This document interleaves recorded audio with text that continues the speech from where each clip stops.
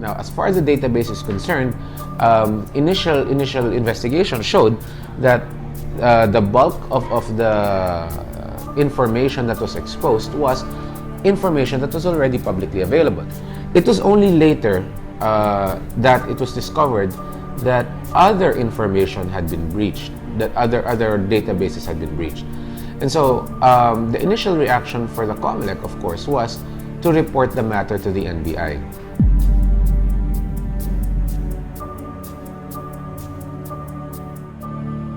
As soon as it became possible, we moved the website physically to other hosting. We moved it to facilities of the DOST, which means that we also moved it behind several firewalls and then a Cloudflare. Sabi ko, hindi na naman na kailangan mag-hack. Sana kung nagsulat na lang siya at sinulat niya sa amin yun, masasagot naman namin kaagad yung kanyang hinaing. So we directed the Comeleak to establish a voter care center for a period of at least 6 months, and we actually directed them to notify affected individuals. We've had basically 0 calls regarding cybersecurity concerns. So that was that's a very, I think, good start in terms of whether or not this actually has any potential to damage people. However, having said that, we also know and we appreciate the seriousness of the situation. We've never dodged the responsibility for this. We've never said that it's not our fault or things like that. We've always said that yes, something went wrong. Yes, it has to be fixed. But now, right at this very moment that this thing is unfolding, the most important thing is to make sure it doesn't get any worse. Again, ang wording law po natin dito is RA 1173, which reads an act protecting individual personal information in information and communication systems in the government and the private sector. Hindi naman sa binabaliwala ko yung data security at data. Kaya at that point in time, kumbaga marami kaming pinagtutuunan ng pansin.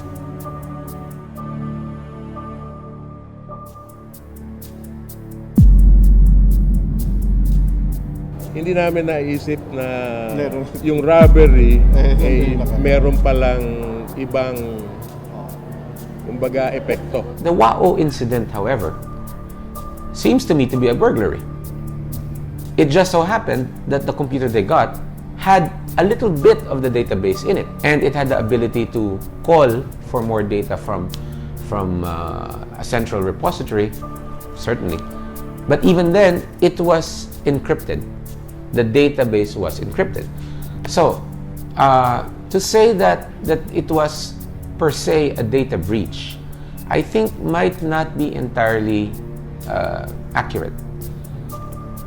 Having said that, it's undeniable that since the data was in the hardware that was targeted, the potential for a data breach exists. But again, as far as that's concerned, we are also fairly confident that our encryption is holding. Tinitingnan namin yon, nagkaroon kami ng fact-finding investigation din dito, kasi tinignan namin how they operate yung registration o yung how they operate yung mga municipal offices. And then we also came up with a compliance order after that. Data breaches obviously are not limited to soft, to online attacks or things like that. That some data breaches are actually carried out through a physical vector. If I were to force a bright side, it's that it underscores the urgency of our request to have more resources to put into securing our field offices, which we do not have at present.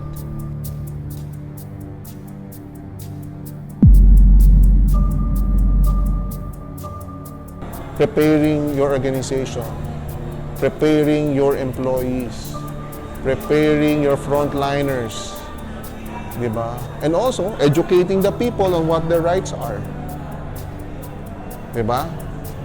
So this will all be tested, but I'm confident, no, with the direction that the National Privacy Commission is taking. As far as the Comeleak is concerned, we're doing everything we can to be ready. We are not stopping, and we are continually refining our processes so that we may not be 100% able to keep up, but we are going to try to keep up. The banking sector is coming up next. They're DPO2. The BPO sector is going to be DPO3. The education sector is coming in at DPO4. So susunod-sunodin natin yun. Sabi nga sa'yo, stone by stone, brick by brick. My role is to make compliance by controllers and processors easy, but for citizens to assert their rights easier.